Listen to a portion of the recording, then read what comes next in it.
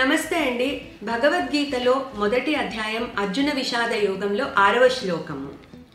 యుధామన్యుశ్చ విక్రాంతః ఉత్తమౌజాశ్చ వీర్యవాన్ సౌభద్రో ద్రౌపదేయాశ్చ సర్వ ఏవ మహారథాః.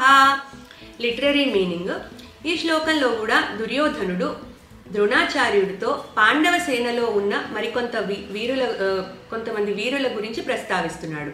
ఇక్కడ యుధామన్యుడు, ఉత్తమౌజుడు, అభిమన్యుడు, ఇక్కడ సౌభద్రుడు అంటే సుభద్ర కొడుకు అభిమన్యుడు, అట్లాగే ద్రౌపదేయాశ్చ అంటే ఉప పాండవులు, 5 ఉప పాండవులు.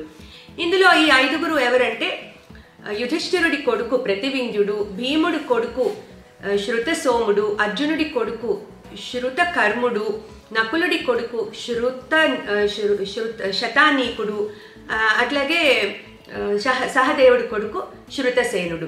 సో ఈ 3 మొత్తం కలిపి 8 మంది వీరుల పేర్లు ఇక్కడ ప్రస్తావిస్తున్నాడు.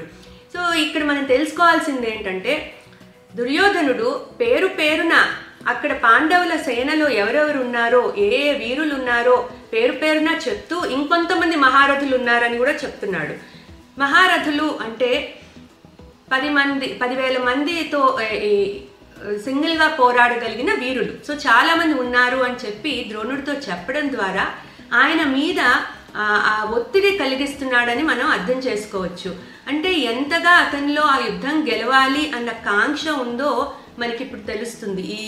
ఇట్లా అందరి గురించి చెప్పడం ద్వారా ద్రోణాచార్యుడి మీద అతిగా ఒత్తిడి కలిగిస్తున్నాడని మనం అర్థం చేసుకోవచ్చు. పాంచజన్యం అకాడమీ నిర్వహించే ఎస్ఎల్పి, బీవైసీ, జిఎస్ఎస్ ప్రోగ్రామ్స్ ద్వారా మీ పిల్లలకు భగవద్గీత శ్లోకాలు, వాటి అర్థాలు నేర్పించండి.